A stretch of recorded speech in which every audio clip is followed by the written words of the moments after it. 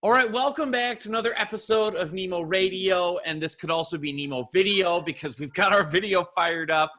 I am so excited for this guest because, as she just said off air, I said, "How should I introduce you, Cheryl Sheppard?" She said, "Just say it's this lady that accosted you at Social Media Marketing World at your LinkedIn panel," and it went from there. But there's more to you, so that's why you're coming on the show. Cheryl is a group sales and marketing director for Coot, Qoot, right? Yeah, that's right. Okay. It stands for food, actually, in Arabic. Yeah, okay. See, and Cheryl has such a unique, creative career journey. I wanted to bring her on to talk about that, but even more importantly for everyone listening and watching, kind of the takeaways of how she has built this really powerful, unique personal brand and how she's really overlaid her real life personality online. So with all that said, Cheryl, welcome to the show. Thank you so much. And I'm delighted to be on here. So thank you. Because as you know, John, this is a relatively new thing for me. It's something I've always wanted to do, but probably been a little bit afraid to do it. And I'm going to Social Media Marketing World really inspired me. And listening to all of those great speakers there has kind of brought me here today and given me even, this opportunity and to meet with yourself. So I'm stoked. So thank you. Plus, you have the coolest accent ever. So everyone's going to love you. Just like British people, you can just listen to it all day. Like, read the phone book. We'll all be entranced. So let's start at the beginning. Let's start with, I always like people to take them on the journey, kind of your life story, your journey. So go as far back as you want and kind of take us through where you grew up and then how your career journey kind of began. Okay, so when I left, I always wanted to be a vet, actually, which is why I have such a strong affiliation with animals. And I remember doing my work experience when I was in year 9, so it would be college for you guys. And I did a really good job sweeping the floor for them all week. So at the end of the week, they said, you can actually come into the surgery and we're going to be having an operation on a cat. We're spaying a cat. So I walked in. As soon as the knife came out, that was game over for me. I nearly fainted. And at that point, I realized I needed a new career choice. So I then decided, I was like, I didn't know what to do. So I carried on doing my studies. I then thought, okay, I'll be a forensic scientist. So I tried to study maths and science for my A-levels. I failed my first year. And then I realized that wasn't going to work either. I was no good at maths. I hated spreadsheets. And the science part of it, I'm great at the psychology. So I then switched. So I then went into kind of more psychology, sociology. And I did great then. So then I was like, okay, I'm on my journey. And I didn't really still know what I wanted to do. So I got a job as a clerical assistant, actually. And the marketing department of this insurance firm, like totally boring, they actually started getting me involved in their campaigns. And so I realized, wow, this is amazing. You can actually get into people's psyches here. And I really find it interesting to understand people's buying behavior and how they made decisions about purchases they were going to make. So I was like, okay, I really like this. So then I thought, right, I can't afford to go to university. I come from a small town in the UK called, well, not so small, people may have heard of it, Bristol, but we're not a very wealthy family. So I was like, I can't afford to pay for myself to go through uni. So I was like, I'm going to find a job where they're going to pay for me to go through college and night school. So I did that for 6 years. I found a job at Daily Mail Group, which is a newspaper group. I worked with them for 6 years, grew from being a database administrator, where I still can remember all the postcodes now. It's my only party trick. And then I worked on my way to be a senior promotions exec. I left there to go into my next job with sort of 6 years experience and my degree behind me. And then I worked in like magazines, websites, events. So that was really my school. It was a company called Future, and they sort of taught me everything I know now. So they were amazing, actually. If I look back on them now in terms of what they did for their staff, it was probably the best company I've worked for in terms of looking after their teams and keeping you training and having programs available. And then I was like, okay, so after 6 years of doing the same thing every year in events, we kind of won a lot of awards, and I had a great team behind me that I kind of took through into even my job after that, and I'm still in touch with now. I was like, what I really want to do is FMCG. So I was like, I want to be a consumer marketing manager of an FMCG brand. So I saw this job advertised on Michael Page, which is in the UK, is probably the most prestigious recruitment agency for marketers. And I thought, they're never going to even give me the time of day. So I spent ages doing crafted this great presentation, and I got the interview.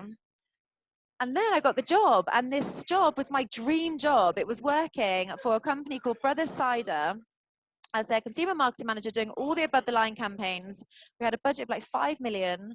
We were doing TV adverts. We toured the country doing festivals, music festivals, including Glastonbury. For anyone that knows, that's basically the best festival in the world. That's where they were originated. And I was like, wow, this is a dream. And then after 6 years, again, there's a cycle here. Every 6 years it tends to turn.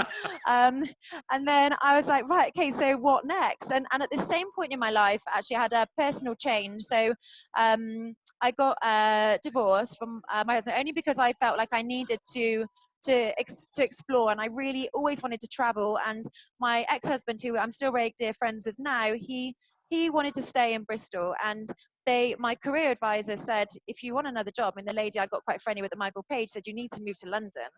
And I was like, okay, wow. So I said, right, we're going to move to London. And he was like, oh, no, I'm not. Okay, I was like, I'm going. Anyway, I then decided to go visit a friend in Dubai. And then I ended up in Dubai because I moved there a month later because I loved it. I was like, this is like a hot version of London. I realized it's actually nothing like that now. I love it, but for very different reasons. I've been there for 5 years, and I got a job in restaurant marketing. And I remember probably the most challenging career choice I've ever made, but equally the most rewarding, because every day is so different. And I remember in my first 6 months, I handed my notice in 3 times. And my amazing boss, Simon Wright, who I'll give a shout out, who's still my boss now, has been my mentor and my teacher. If anyone watches my stories, you would have seen him mentioned on a recent post yesterday, because I just have so much, he's taught me everything I know from a restaurant point of view, and then the marketing bit, I've just been able to take that theory that I've learned elsewhere and apply it into this industry.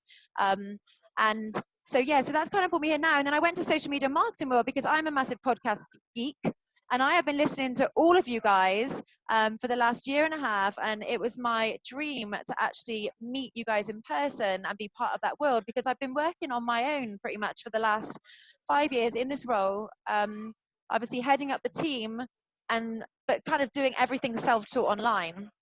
And that's what I found now is, it's literally been life-changing for me going to social media marketing world, because I met so many amazing people that I am still in touch with now and are connecting with in London when they come. And we've got a great online community that we're kind of bouncing ideas off of one another. And so I feel like things have almost really fallen into place now. Like all of my questions I've had since that training I mentioned at Future, that kind of school, as I would call it, have all fallen into place. So that's my story, John. I'm sorry it's a long one. No, it's brilliant. And I want to pull 3 things out of it. Dogs, podcasting, and buying behaviors. So we're going to break these down. That's great. Yeah, perfect. You and I bonded at Social Media Marketing World around dogs. So I put Rosie, my dog. You were showing me photos. You were doing a new photo shoot for your social profiles, and you had all these cute little, was it Pomeranian dogs? Pomeranians, yeah. London Pomeranian Patrol, yeah. See, and so what's really fascinating about Cheryl and her personal brand, as you're listening to her or watching her, she is just like this online and in real life. And I really think that's important for everyone listening and watching, is your online brand needs to really reflect who you are in real life. And what's interesting is hearing more of your story. Now I know why you're so passionate about animals and dogs. I didn't know you wanted to be a vet, and that just is so interesting to kind of deepen the layers of your story. The second thing that's so interesting is the power of podcasting, and how you and you need to have a podcast, by the way. So we'll get you started after that, because you have such a good personality for it. And a lot of people I met at Social Media Marketing World, the same thing. You've got to figure out a way to bottle up your personality and put it out there, because I think we don't understand how isolated everyone can feel. And the fact that you're listening to all these podcasts, then you meet the people in real life, there's really an instant connection. You already feel like you know these individuals. And also from a branding point of view, for everyone listening and watching, you now, if you're the person doing the podcasting, have authority and stature and credibility that melts away resistance with prospecting. So here's where I want to pick your brain, because I think this would be a really good topic: buyer behaviors and psychology. Because we talked offline, and you've had some massive success with live event marketing, all these creative things. what are kind of some tips or ideas you can give our audience about buyer behavior? How do you study a market? How do you get into the heads of people you want to sell a product or service to? So one thing that became kind of really apparent to me on my kind of journey in restaurant marketing is that we are in a digital era, and actually this came through massively, obviously at the conference, and people buy with their eyes, and you have to talk to them on the platform where they are. So for me, my personal brand is building on Instagram, because we have so many people that come into our restaurants and they don't even look at the menu anymore. They just show us the phone and go, "Can I get this?" And it's our Instagram feed and it's a picture of the dish or the drink. And so you almost need to give people a reason to share something. So all of our campaigns are very much about experience, creating memories, and giving people something that they really want to share with their friends, something that I hate the word cool, but something that they almost, they've seen it and they're like, "I want to tell the world about that." So a couple of our campaign examples, we had, we do a lot of new product development with one of our chefs, a chef called Dominic Ansel. And we created like a watermelon, which is basically a watermelon with soft serve. And I was like, right, video is the most powerful. We know that's the most powerful tool, right? So I was like, let's get as many videographers in as we can, video media. So we had the likes of Time Out, Secret London, Business Insider, and all of them had great views. Business Insider then posted it on Dessert Insider, and we're now up to 76 million views worldwide. And we've never paid for any advertising for that brand. Everything is done organically. So it's just because people engage with that product and really related to it. And I think the important thing is making everything relatable. The same when we had a treehouse, we just recently opened Dominic Ansel Treehouse in Covent Garden, London. And before we even opened, I was like, the most important thing is getting people to talk about this before. So a month before, we built a treehouse on the outside of the treehouse, because that's, similar concept. Make it simple for people. That's my kind of key, is make it easy for people to understand. And the amount of people that were tagging us before we'd even opened, by the time we released the first round of reservations, we'd already sold out for the first 3 months before we'd even opened to the general public. And now we're sold out pretty much until August, September time. And we haven't really kicked off a huge campaign around that as such yet. We've just branded in the right places, as in we built an infinity chamber. And again, it's not advertising. For me, it's not about advertising. It's about letting people do the work for you, because everyone is online. Oh, I love this. I love what you said about people buy with their eyes. And then also that it needs to be relatable and simple and something they want to share. So here's my challenge, or my question that I hear all the time, Cheryl, is how, everyone wants to go viral. Everyone wants 76 million views. Can you bottle up a formula to ensure that happens? Or is it really more you have to test and tweak and experiment and get some hits and some misses? How do you, when you set out with a new campaign, how do you try to make sure it will go as viral as possible and get as much attention? So mine is it's super simple for me. I just think about what I would want to share. And that's it.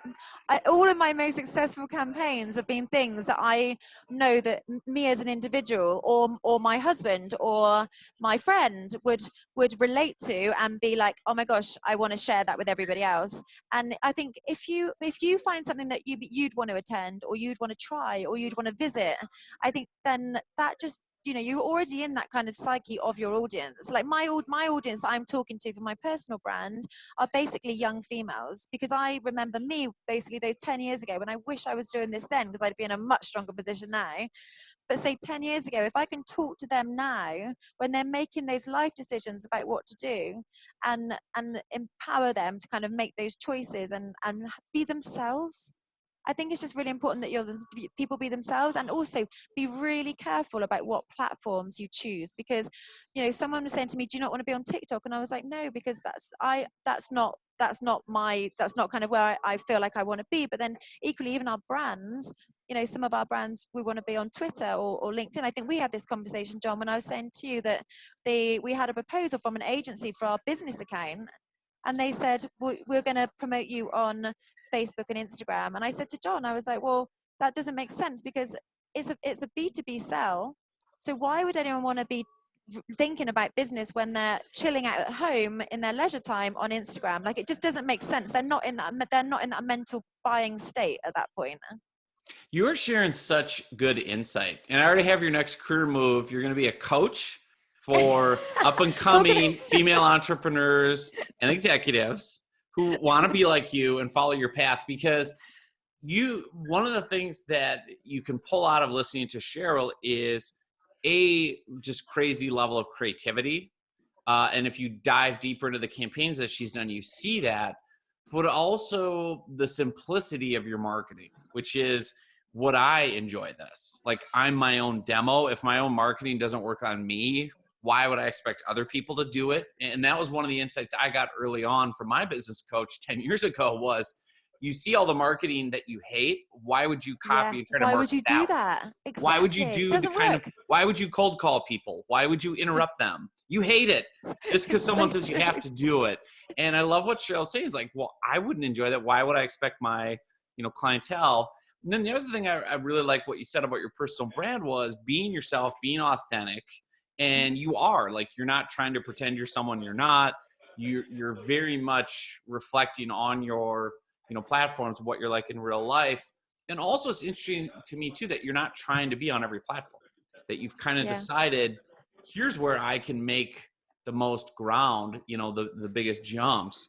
Here's a question that got thrown out to me that I'll ask you. It's like one of these deep thought questions. Okay, So go on. But this was at a breakfast I was at with the speakers at Social Media Marketing World. It was a great question. So I'm going to just put you on the spot. This feels like a job interview. But okay, here we go. Okay, what's one thing you've learned in the last year? One thing you've learned in the last year, Cheryl, that you wish you knew 3 years ago, 5 years ago? That people want to listen to me. Like, honestly, I've been amazed since I've been doing this, the amount of people that have come out of the woodwork. Like, I feel like the most popular person ever. I have about 3 invites every evening, which is just unbelievable. But not just that, like, I've been asked already to coach for 2 people.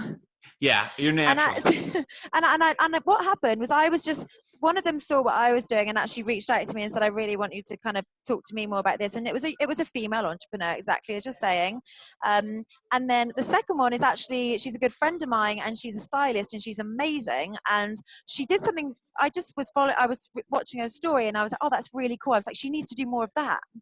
And what she wasn't doing is she wasn't showing the real her. She was showing just her business side. So I said to her, you're a working mum. You have a 6-month-old child that you take to these shoots with you and you're shooting with massive brands. Tell people about it. Like women will relate to you. And so she did this and she literally sent me a message yesterday saying, oh my God, this is amazing. Check my engagement levels. She said, I really want to pay you to coach me. And I was like, no, I'm all about pay it forward. So I think what you give is what you get back. So if anyone wants any advice, I'm more than happy for anyone to shout me any questions. Stop right there. Stop. No, they didn't give you money. No.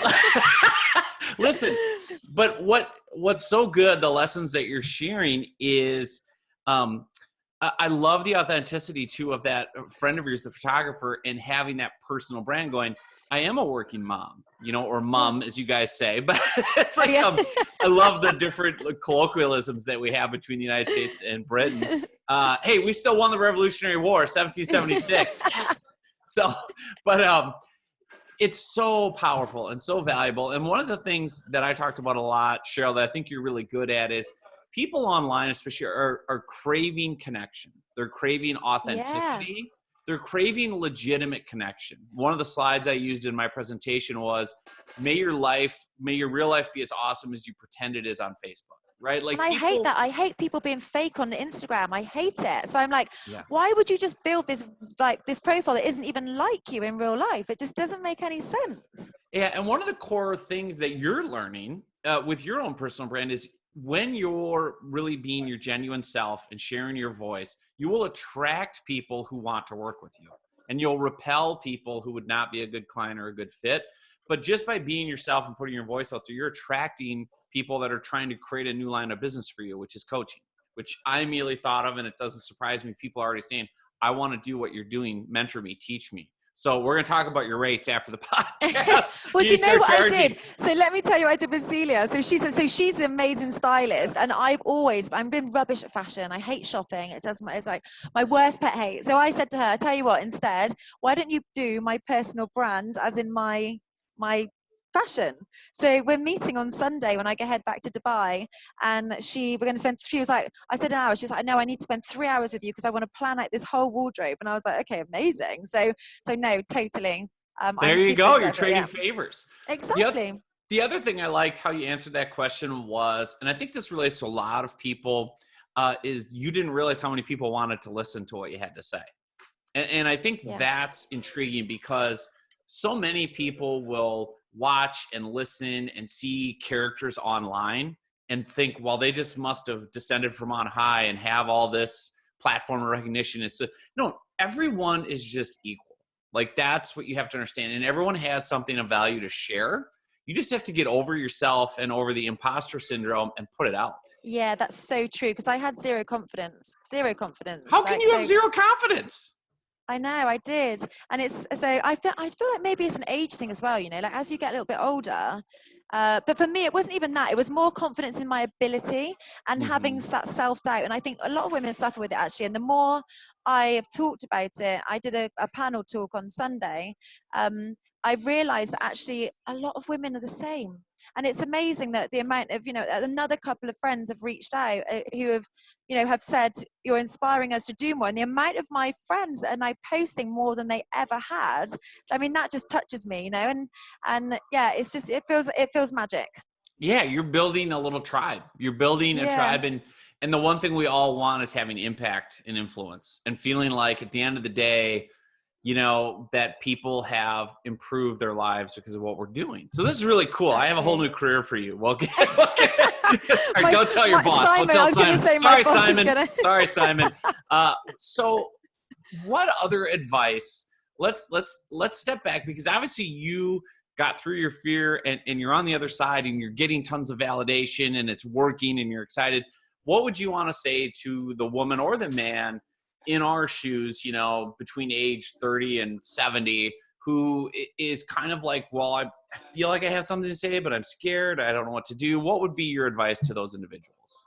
I think you just have to ask yourself a few questions. I think you just have to, and this sounds really corny, but you need to treat yourself like a brand. And the one thing that Carlos Gil said at the conference, which really resonated with me, was he said, the biggest brands in the world aren't brands, they're people. Because people buy from people because they can relate to them. And I just thought, you know what, I'm going to test this theory out, because if I can actually start driving business leads through my personal account for the brands that I work on, which is already happening, because people are like, oh my God, I want to come to this restaurant, I want to come to that restaurant, give me tips, that's already happening. And I think treat it like a brand is number one. And then I think you need to work out what's important to you. Because I was like, what are those? When I actually broke it down, I was like, the things that are important to me is like I said, giving women that voice and that confidence to be able to speak out. But equally, so are animals. I want to save as many animals as I can, so that's important. And then my other thing is I have a plant-based diet, and again, I've heard so many miracle stories, including one lady that I met at the conference, who actually told me that her plant-based diet was the thing. She had terminal cancer. And it was a thing that was keeping her alive for the last 7 years. And I cried. Like, I have this thing called happy tears. And the other thing that I find is that people actually relate to that when you kind of talk about that stuff, because I'm not the only person, it turns out, that cries more in my 30s than I ever have. Right. So I think, and there's nothing to be ashamed of. So I used to think, oh my gosh, I'm so weird, like, what's wrong with me? And actually, that's just because it's a discovery and we're finding ourselves. And the other thing that's important for me is obviously, restaurant and food is important. So being able to share that knowledge with other people, and marketing tips of how they can kind of better and do stuff for themselves. I mean, so those pillars I think are really important, and you can just build on those. Like, even from when I started doing this a couple of weeks ago, I already know my short, medium and long-term goals. And I know my long-term goal in 10 years, 15 years from now is basically to set up my own not-for-profit charity. And like I said, to help as many animals as I can. So I've kind of already mapped out where I want to be, which means it gives me a purpose, Right. And I think there's some great lessons in this and in what Cheryl's doing, and kind of, you have a great authentic personal brand in that your enthusiasm, your energy is infectious. And I could see you in real life being the one that organizes all the friends and says, we're going to have this great event, or we're going to go out to dinner. It's going to be girls' night out. And you're just bringing that through your personal brand with Instagram or with your companies. And I think that's the mark of a really good marketer, right? Is a lot of times, and I read this the other day, I was reading a book called what was it called? I'm blanking on the name. It was about the entrepreneurial mindset. And this person was saying, it's almost more important with your passion and your enthusiasm than it is the actual tactics. Because people at a human level respond to, why are you so excited about this? What is this? What's the buzz? Why are you thinking this is going to be so great? So, I mean, how do you stay true to that and not have to fake it? Are you just blessed that you never have to promote a product or a restaurant that you're not excited about? Or how do you do it maybe in a situation where you're not super excited about something? That hasn't happened yet, but when it does, I will share it, because there are times. I mean, I've had one campaign that we're repeating. It was supposed to be a Mother's Day, a Valentine's Day campaign. We were building a 4-meter tree in the heart of London, and it was for Valentine's Day. We built this love bench, and it was for the opening, and it was an amazing idea where you could have your picture taken and send a message to your loved one and get a sharing dessert for 2. And then actually, I had a phone call at 5 a.m. in the morning, and the tree had blown over. Oh, no. Oh. So the campaign was, we had to pull the whole campaign. Yeah. And I cried because I was devastated. Now, if that happened to me again, I would document it. What I've had to do instead is pick myself up and say, okay, so let's redo that campaign. And thankfully, I've got some great suppliers that I work with that are happy to repeat that, because it was actually when we had Storm Dennis a few weeks ago. Yeah. Valentine's. And so we are now doing it for Mother's Day, and we've called it the Mother Nature's Gifting Tree, where we're giving away 1,000 different prizes, and we've partnered with loads of different brands, like Atelier and Eurostar and lots of different brands that were all giving us prizes, and we're using it as that for Mother's Day to show your mum how special she is, which will then feed into online. So I think so again, it's just about being as creative as possible, and for you as an individual, what do your audience want to know? I always think, who am I talking to? Are they going to be interested in that? And the other thing that Jasmine Star is brilliant at, so if anyone is not following Jasmine, follow her. Jasmine Star on Instagram has taught me so much. She was probably my main inspiration for doing this. And she gives so many practical tips about what you can do. And she says, just be relatable and be yourself, and don't be afraid to kind of show everything. She has all personal stuff on there. She has her business side. And I find that really inspiring. I love it. I love this. So a couple of questions that are popping up. Since you do spend so much time on social media and obviously follow so many different individuals, how do you not fall into the trap of envy or comparison, or comparing your kind of real life to social media lives of people that you admire? Or does that never been a struggle? Or how do you, because I know a lot of people struggle with that. I used to, because that's why I said I don't like the fake accounts, because I used to look at people's lives and think, gosh, you've got such a better life than me. And you know what? I feel like it opened my eyes going to social media marketing work, because I was telling people about what I did, and they were like, wow, that's really cool.